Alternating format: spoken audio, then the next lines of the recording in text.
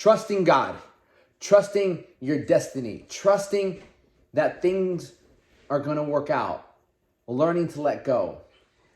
I wrote today's daily devotional. All right, I'm coming out with a daily devotional in 2025. So every day I'm writing a daily devotional based on what I speak with God. He gives me a message. So I'm coming out with daily devotional. I'm working on it. 365 coming out in 2025. Okay. So this is what I wrote for today, especially if you're having a hard time with trust, if you feel like letting go is very difficult for you and you just don't know how to trust that things will work out. Let me read you today's scripture and what I wrote. Okay. I said, trust in the Lord. Trusting in him means letting go of what is worrying you. Now, you must put in effort. Be honest with oneself. Am I doing all that I can so I can allow God to do his work? Do not be delusional and wonder why God isn't helping you out.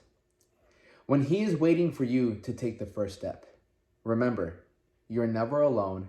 He is guiding you with his right hand. And you can look it up on some of the verses that I didn't get it from, but tie into this message. Luke 12:25-26, Proverbs 3:3-5-6, and Isaiah 41:13. Okay, so what do I mean by that? Trusting the Lord, trusting him means letting go of worrying. Okay, what's worrying you? Okay, we cannot do anything when we're worrying. Nothing changes when we're, oh my God, this is gonna work. I don't know why. And worrying usually comes from that doubt of like, I don't think it's going to work. And doubt usually comes from a lack of action. Ask yourself, okay? Ask yourself, like I wrote here, ask yourself, am I doing all that I can do so I can allow God to do his work, his part? It's like, imagine you're on a school project right now, all right? It's you and God. You're in a school project, and did you do your side of the work? God's always going to do his side of his part. He's like the smart one in the group. Right? God is the smart one in the group where he handles everything, but he needs the other pieces. Okay? He can put everything together. Everything, but you got to be you're the main piece. And so don't sit there and think, why is God not helping me? I've been asking him for help. Well, what are you avoiding? What is the thing that you're avoiding, that you're not getting done, that you're putting off? Because usually that's the thing that's going to get you to where you want to go and who you want to be.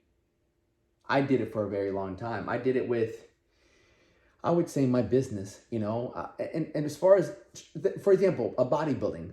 I lifted for a very long time, and all my friends are like, when are you going to compete? When are you going to compete? Oh, I'll get there. Eventually, like, they were like, yo, fucking do it. I'm like, forget about it. I'll do it. Hired my first coach. And he taught me so many different things. He taught me things about nutrition that I didn't know. He taught me how to weigh my food, taught me how to count macros. I'm like, wow. Like, so the one thing that I kept putting off, and I wanted to become something great, I've always wanted to become like Mr. Olympia. And I'm like, but I never competed. I was never even in prep or for a show. And eventually I was like, yo, if this is my ultimate goal, like, I need to take some action. I can't just be talking about it. And obviously, that dream goal faded away. But I took action. I needed to take action. And so when you ask God for all this help, you got to make sure you're doing your part. And as long as you're doing your part, then you can sit back and be like, okay, I'm doing the best that I can. All right, let's look at, for example, relationships. Say you're talking to someone and you're not sure if it's going to work out. You're not sure you like them. You're not, you like them. You're not sure if they feel the same way, but you're having fun. Like, at that sense, you can worry about it. You can be like, oh my God, I don't know if it's going to work. Do they like me? How does? Or you can be like, hey, I got to let go and let God. Let go and let God. Like, what am I going to do? I can't control the way they feel. You can't control the way they feel about you. Like, to an extent, like, you'll do things for them. You'll have a good time. But ultimately, they're the ones that are going to decide. And same thing goes with like when you break up with people. Like, when you go through breakups, I've had a few people recently reach out to me who are going through breakups. And it's tough. I actually have two guys that are going through breakups. One guy got cheated. I'm like, man, you guys, and like, to me, I like, all these guys are needing help. And it's in a field that I've been through a lot. I've been through a lot of like breakups and heartbreaks, and it's not easy. That pain that you have, I tell them this way. I'm like, look, this is not once in a lifetime opportunity, but it's an opportunity that doesn't come very often. What do you mean opportunity, Alex? I just got cheated on. I just got done with a breakup. 8 years of being together with someone. Now we broke up. How is this an opportunity? I'm like, listen, like this type of pain that you're feeling right now doesn't come very often. It's a deep-rooted pain. It's an emotional pain. It's one that lingers. It's one that I woke up with every day for a very long time. You wake up, you're like, how am I going to make it through the day? My heart hurts. And so it makes it very difficult to keep going because you start getting flashbacks. You start thinking about what went wrong, what didn't go right, how could have been better, what you could have done. And you make yourself small sometimes. Like you feel like you weren't good enough, like you aren't enough. I felt that way, and sometimes I still feel that way. I'm not gonna lie to you. And probably why I work so hard to prove to myself that I'm worthy of a good relationship and I'm worthy of the woman that I want in my life. And so trusting God that if someone leaves your life, it's not a bad thing. It's just change. And change is nature's delight. Think about the seasons. It's always changing. So remember that next time you see a big change, seasons. There's a season for everything. Like your life is in seasons as well. Nature has it figured out. It's been here longer than us. And so if you don't think your life will change, you know it will. But sometimes it changes without you even like expecting it. It's seasons. We all go through seasons in life. And when change is upon you, and it's gonna feel difficult, but think about it. Like fall, like when there's fall, it's like everything falls, and there's winter, and then there's spring, and then there's summer. So understand that there has to be season in your life when you're low, things are going right, and know when you're in that season, you will be tested, and that's what's ultimately going to build you for the next chapter.